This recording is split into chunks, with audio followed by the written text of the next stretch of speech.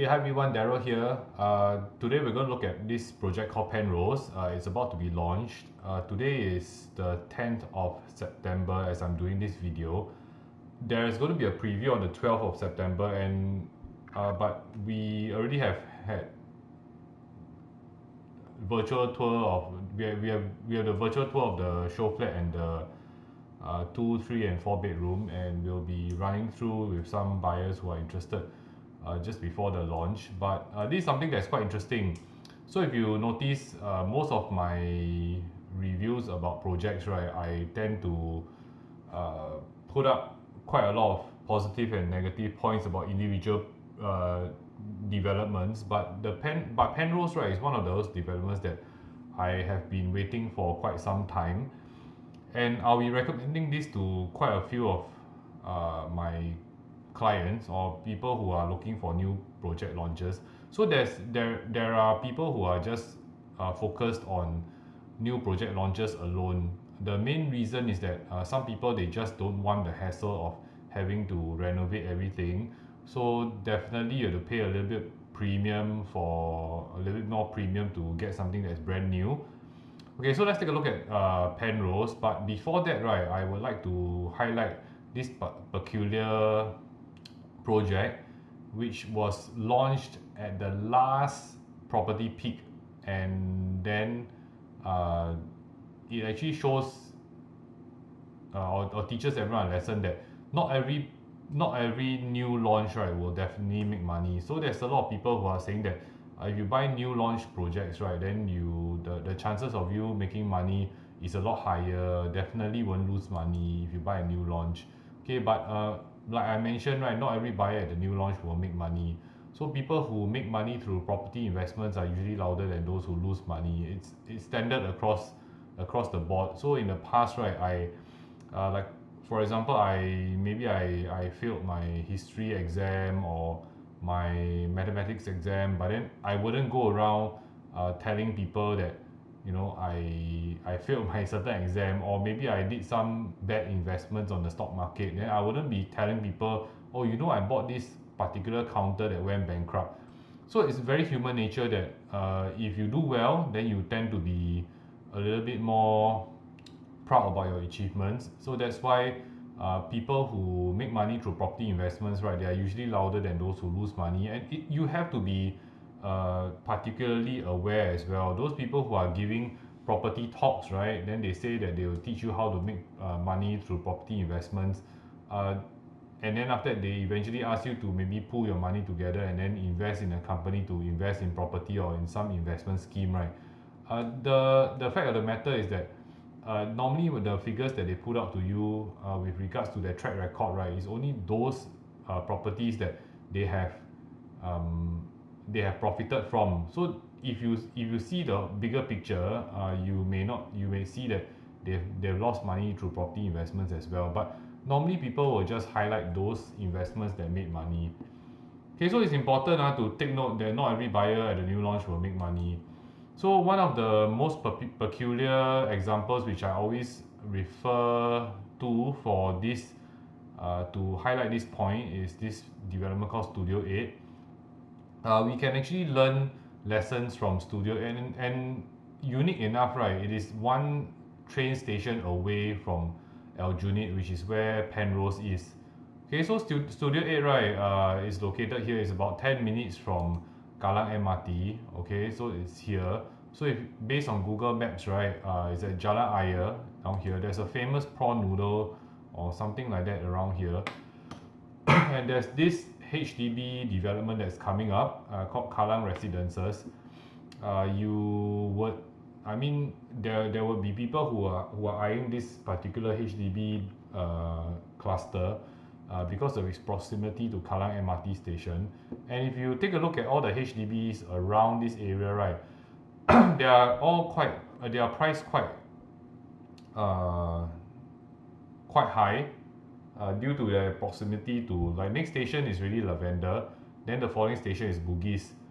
Okay, so in all aspects, right, this seems like a perfect development for investment. The and one more thing is that it's a freehold development along Jalan Ayer. but it's it's a boutique development, so there's only 35 units. Okay, it's freehold again, and then it's the nearest condominium to Kallang MRT. But every single person who bought Studio 8 right during the launch lost money or is sitting on paper loss. So how do we see whether they gain money or lost money?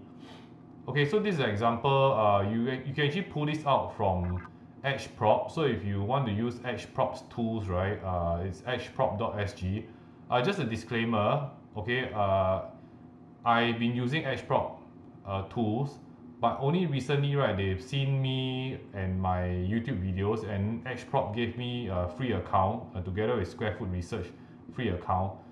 So I am using their tools for free now, but I still maintain this particular tool, right, that is available to the public. That means that you can access whatever I'm showing you now.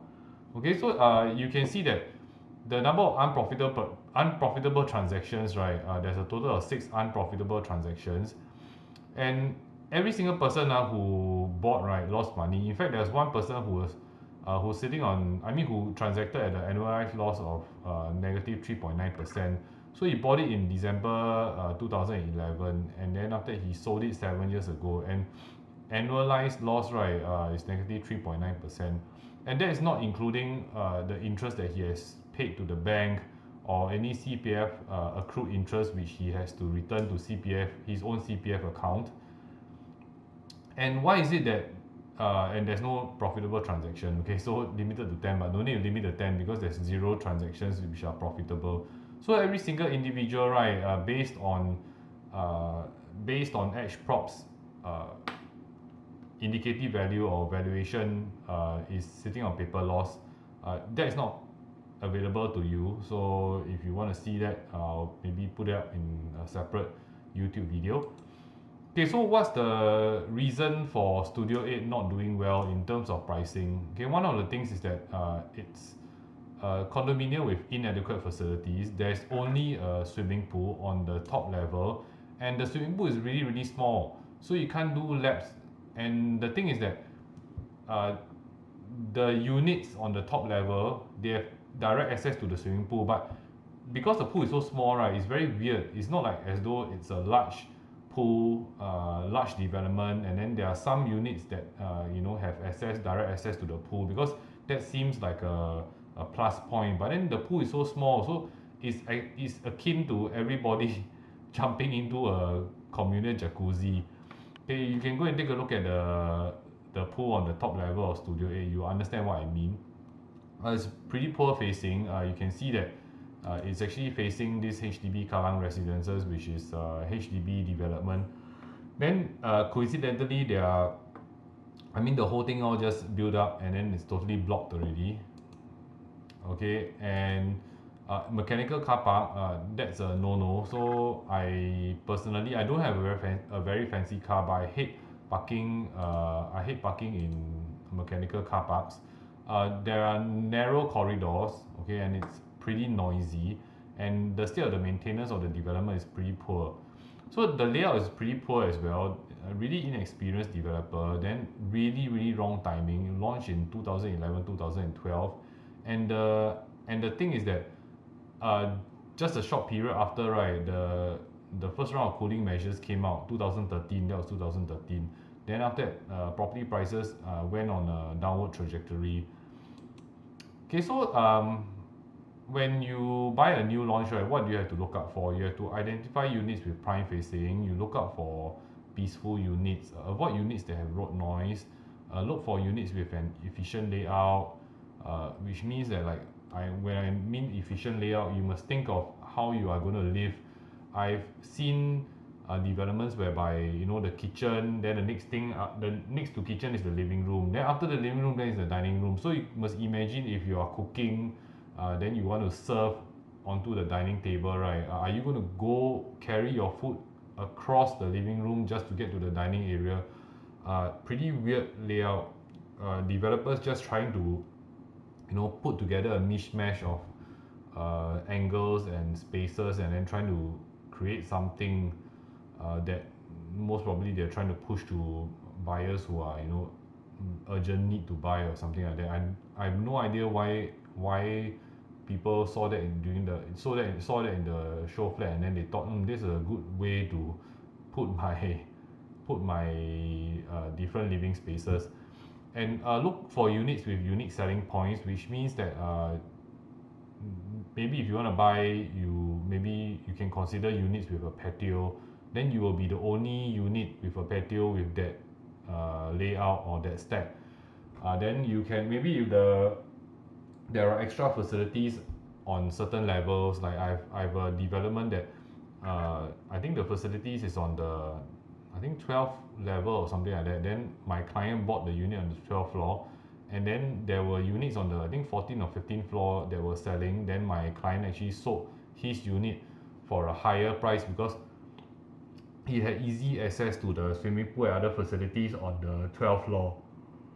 Okay, so look for units with easy access to facilities and access gates, and avoid west sun.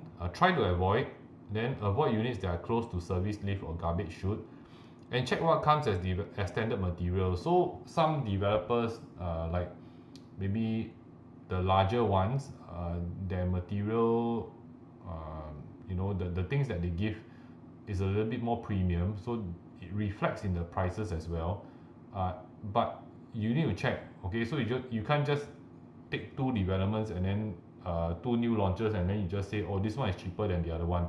You have to see what they are giving you as well, because you may buy the cheaper one, then eventually, right, you realize that, these things are not provided for. Then when you move in, you still have to renovate.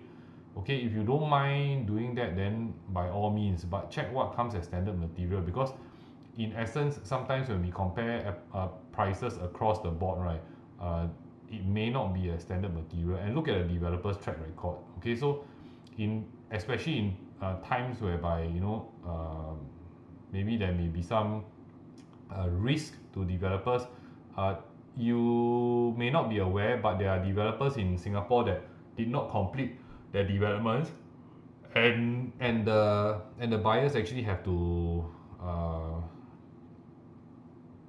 find ways to go and resolve this matter, which is something that you may not want. I mean, no one wants. Okay, so Penrose, right, is a 99-year leasehold development. It's a joint development between Hong Leong Holdings and City Developments. They put in the joint development, the joint venture, right, put in the highest bid in the government land sale, and then they put in a bid of 383.5 million. The site area is about 174,000 square feet. There's going to be 556 units with one childcare in the development, which is perhaps a plus point.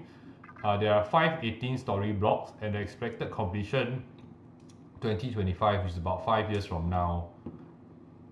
Okay, so these are the unit types: the 1, 2, 3, 4 bedrooms. And where is Penrose? Right, Penrose is located here. The competing developments are Sims Urban Oasis, Trey Residences, and Central Grove. But if you were to go to Central Grove, I would say that it's too near to Geylang for my personal liking, and the type of tenants that you receive here, right, is something that may not be too desirable. Trey Residences, right, is located in a pretty good location, but I would say that it's a little bit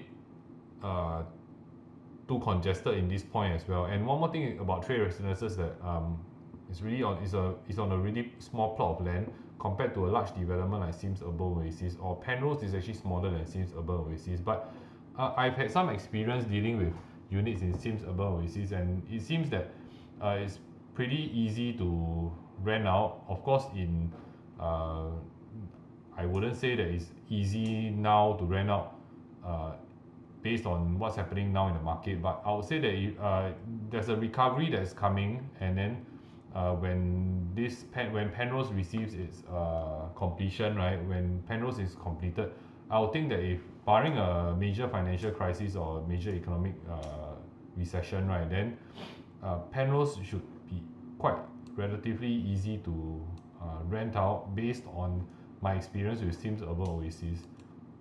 Okay, so Penrose, right, Aljunied is 3 stations to Raffles Place MRT station, or 3 stations to Bugis MRT station. if you are in the market for a new launch, right, you may also be aware of this development called the M at Middle Road. So the M at Middle Road, right, is this development near Bugis MRT station, which I think that if you are looking for something in the city center, right, this area may come across as of interest to you. So let's take a look and compare the M at Middle Road and maybe Sims Urban Oasis. Okay, because we're comparing two developments, but it, we just got news about Penrose, and I think they are pricing it quite similar to Sims Urban Oasis. So it would end up that this comparison should be quite suitable. But let's take a look first. So M at Middle Road had 5 transactions priced at 2,900 higher. 387 units have been sold to date. Sold pretty well actually. It was one of the uh, first few developments, right, to sell uh, from the start of the COVID-19 pandemic. Okay, so Sims Urban Oasis, right, for the year 2020, the top 5 transactions are ranging from 1577 PSF to 1631 PSF. So the average top 5 PSF transactions for Sims Urban Oasis and the M, right, is 1598 versus 2914. So it represents a difference of 45%. So there's a 45% premium, right, for if you are going to buy the M over maybe Sims Urban Oasis or perhaps Penrose, if Penrose is priced similar to Sims Urban Oasis. Okay, so the Penrose, right, the good points, right, east-west line well connected to the city. East-west line, north-south line, and north-east line, right, I always deem these 3 lines as one of the better lines to purchase a property. The properties along these 3 lines.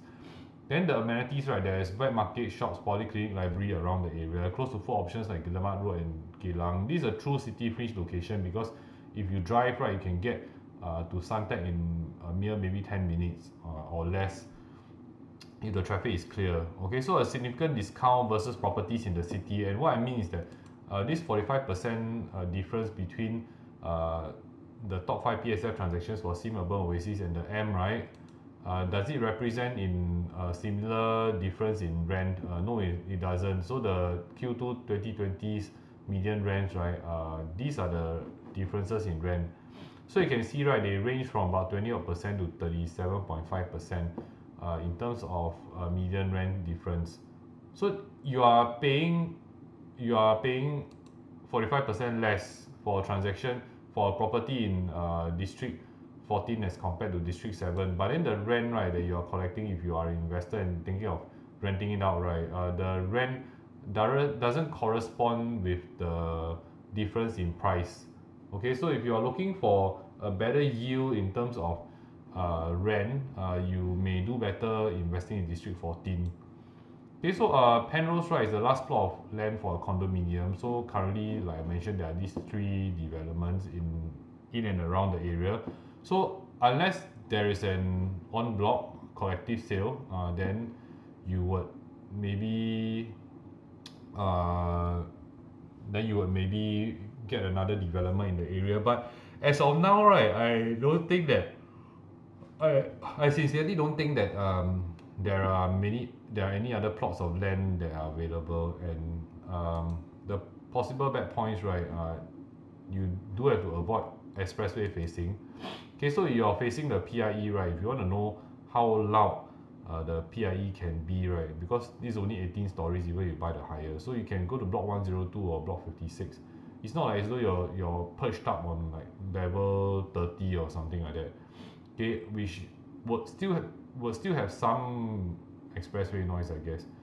Uh, and there's no community mall, so sometimes some tenants they may require, they may demand, or they may prefer to stay near a community mall so they don't have to travel. The thing is that from Aljunied you take one train station down, right, you can get to Paya Lebar. You take three train stations down, right, you can get to Bugis, the other way.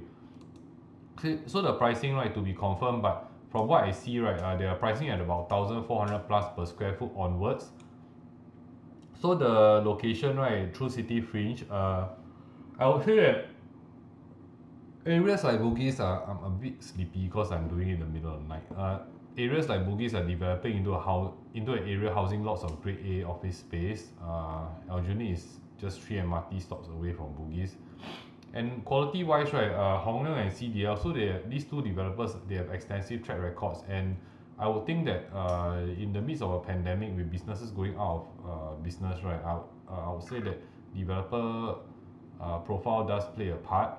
Okay, if you're keen on unit at Penrose, okay, you can contact myself. I can contact my teammates. These are our contact details. Okay, so what you can do is that you can contact us. We can normally how it works is that if you're keen in the unit, right, you're keen in the development. Doesn't mean that you have to book straight away. What you do is that you register a register of interest so that you can gain access to early bird pricing. Okay, then when the prices come out, right, if let's say you think that the early bird price is not to your liking, then you just don't book a unit, just walk away. Okay, but if you are looking for a new launch, I really highly recommend Penrose, and I think the interest should be pretty strong for development like this. And I do think that this development is going to garner a significant amount of interest. Okay, so if you're keen, you can contact myself, Daryl. So 900987131. You can WhatsApp or SMS or call me. And yeah, so that's all. See you in the next video.